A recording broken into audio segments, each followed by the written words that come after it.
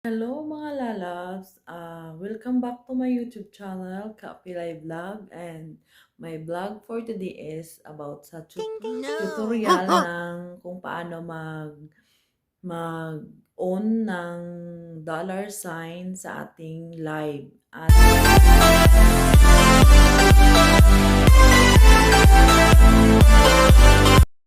A few moments later. hello mga lalabs!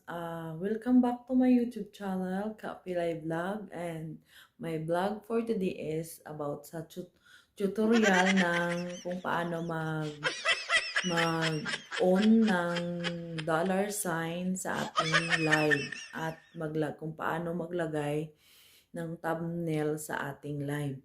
Kasi minsan nagugulat tayo yung 'di ba pag live mo yung thumbnail naka-retake na yan si YouTube, bigla nang i-click yung camera niya. Tapos hindi natin alam yung mukha natin, kung anong mukha natin, nakadikit ba yung mukha natin or nakikita ibang mga mukha natin. Kasi sa aking part ay pag nag-live ako minsan, nung hindi ko pa alam na pwede pala palitan yon. Pag mag-live ako, yung minsan yung noo ko na lang, minsan yung tabingi ko na mukha, minsan kung ano-ano na yung mukha ko na sa live. Tapos nung nalaman ko pala na ganyan, pwede pala yun palitan yung thumbnail sa ating pag-live. Tapos, pwede pala natin i-on yung dollar sign para habang nagla-live tayo, may ads tayo. Kasi sayang din naman na kung wala tayong ads, sayang yung ating revenue na madagdag pa sa atin. Tapos, nung nalaman ko ito, kaya sabi ko, ibahagi ko din sa mga katulad ko na nagsisimula pa lang, na kunti pa lang nalalaman, at saka marami din sa akin nagtatanong kung paano ba i-on yung dollar sign sa live natin. Kasi sabi nila sa akin, yung mga kaibigan ko, nila sa akin, hindi daw pwede i-on. Ako naman kasi, alam ko kasi na pwede i-on yun bago ka mag-start ng live, pwede i-on yun ang dollar sign natin para may ads tayo. Kaya, tara, samahan nyo ako! Bye! A few moments later. Guys, pupunta na tayo sa YouTube para mag-ready to live na. Tapos pindutin natin yung plus sign sa pinakababa. Ito siya guys. Yan, bilugan ko siya para makita nyo. Tapos pindutin natin yan para pumunta tayo doon sa live. Kasi mayroong ibang mga pumupunta pa sila sa Chrome. Pero pwede naman dito. Pwede naman sa Chrome, pwede naman dito. Direct na kaagad sa may YouTube yung plus sign lang yan siya guys. Tapos pindutin natin. Tapos pindutin natin yung go live. Yan. Pilupin natin para makita nyo kung anong pindutin natin. Tapos pindutin natin go live. So ayan na guys. Naka-live na siya. So lagyan natin siya lagyan natin siya ng title para kung anong title ang gusto nyo. Sa akin, ang ilagay ko ay, dahil ito ay tutorial, ilagay ko ito ng tutorial na video. Para, lagyan ko ng tutorial. Tapos, i-settings nyo lang yan, guys, bago kayo mag-live. Tapos, naka-public na rin. Tapos kung gusto niyo sa lagyan ng location, pindutin niyo siya yung plus sign sa gilid yan. Para po, na kayo mamili na kayo kung sa Pilipinas kayo or hindi, or sa ibang bansa kayo na nakadestino, yun, lagyan niyo siya. Tapos scroll niyo lang pababa, yan, tapos ano natin yan yung, yes, it's made for kids, it's not for kids, not for made for kids yan guys, kasi buyoy na naman ako guys. Yan, pinutin natin yan kasi hindi naman ito para sa pangbata. uli. Tapos may makikita tayo dito more option. Yan guys. Yan ang pipindutin natin sa more option. Yan, para lalabas pa yung mga ibang option na masisiting natin sa ating live. Yan, pindutin natin. Tapos scroll natin yung pataas ulit kasi para makikita natin yung advanced settings. Yan. Bibiligan ko siya guys. Yan. Pindutin natin yan ang advanced settings. Yan. Pindutin natin.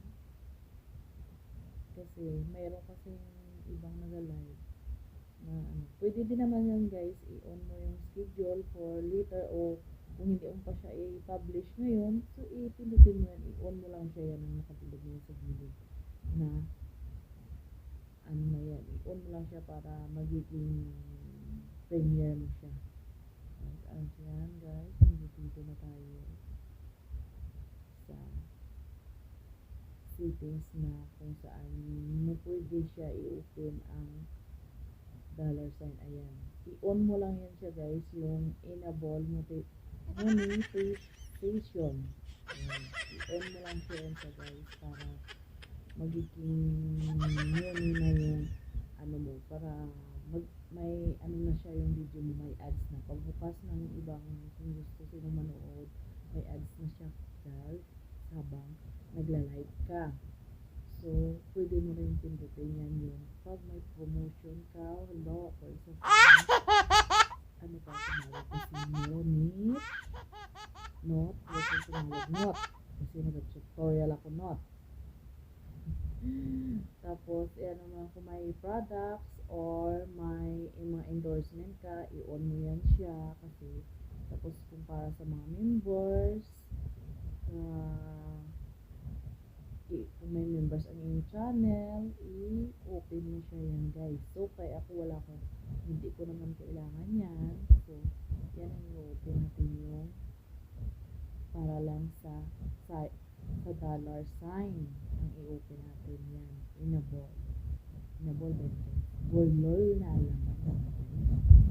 Tapos, balik tayo doon guys sa ating live. Next. Tapos, i-next natin siya guys. Ayun na.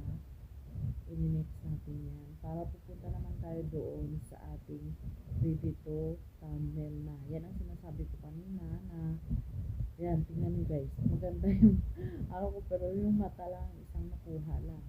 Pero, pwede mo yan siya palitan. So, pipindutin mo lang yung lapis sa may gilid sa taas para mapalitan mo siya. Pwede siya sa retic thumbnail na ano niya na ano siya, para kung gusto mo na i-retic mo lang yung pag-picture mo sa sarili mo or upload thumbnail ka na lang. Bulol ka guys.